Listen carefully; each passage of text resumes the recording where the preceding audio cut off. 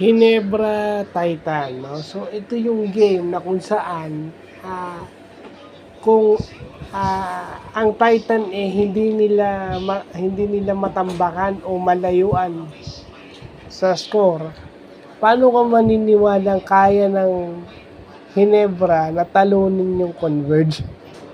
Parang ganun, kasi Converge ang mga kalaban nila dahil sila yung number 5. Although nanalo yung Ginebra, hindi ako convinced na kasi muntik-muntikan pang manalo yung hanggat last minute siguro kung may oras pa yon at nag-overtime, yung malamang panalo pa yung Titan. Yeah. So, yun lang yung game na talagang sinabi ko na nga nung nakaraan na paano mo pipigilan yung Calvin Abueva. Not in terms of his points, no, but yung kanyang energy.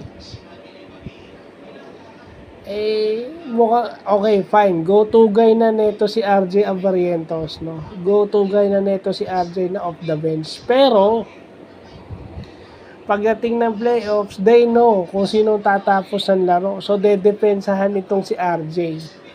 Of course, dedepensahan si Scotty. Dedepensahan si Jape.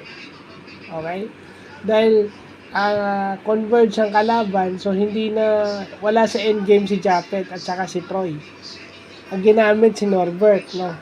Although pumapasok yung mga perimeter shots ng Ginebra sa dulo, pero hindi guarantee yun dahil pumapasok din yung ng TNT.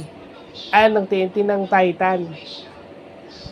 So, ang kino-question ko rito is not the offense, no? Kasi hindi ka pwede magpatambak Tambak sila sa Titan Humabol lang.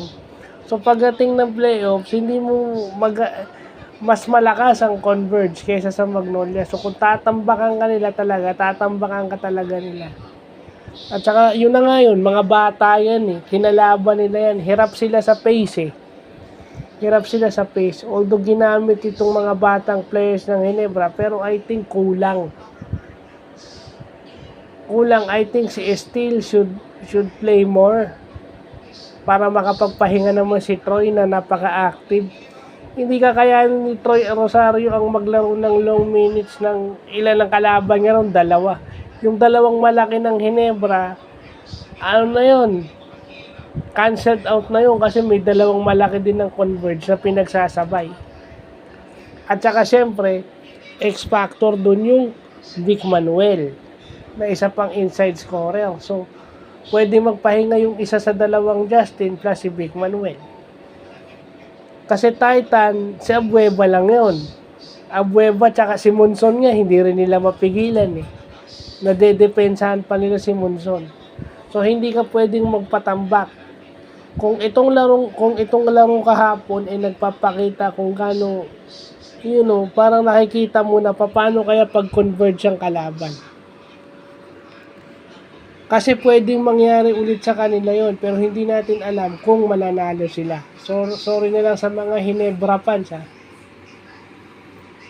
I'm not questioning the players. I'm just questioning yung coaching philosophy ngayon. Scouted na yan. Scouted na ng Converge yan. Scouted na ni Coach Delta Pineda yan. At saka yung mga assistant coaches niya na experience and champion dating PBA players.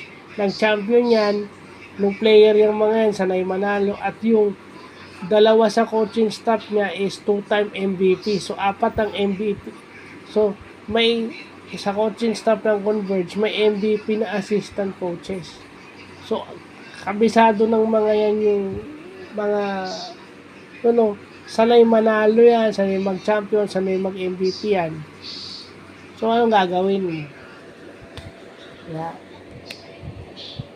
Napahaba na itong vlog na to kasi parang naawa na rin ako sa players ng Ginebra.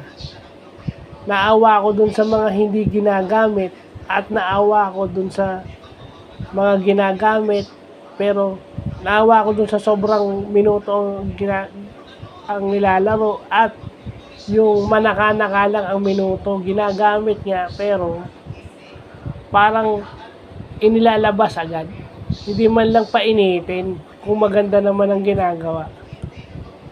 Kasi ma-match up ka. So kailangan mo ng ano eh, pag yung sa Titan kailangan mo ng bata-batang player, di ba? Sa dulo ko na lang ata nakitang binantayan ni Jason David si Abueva, nasusundan, pero talagang magaling si Abueva eh.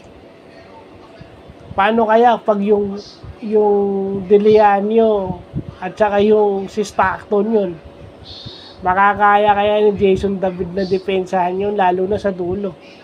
Pwersado rin umiscore itong si Jason David. Halimbawang gamitin siya. Even si Maya, di ba sa simula ng game si Maya. And I don't think Holt could have a better scoring game kasi dedepensahan niya yung magaling na perimeters ng Converge, sigurado yan. So masasacrifice yung scoring ni Holt.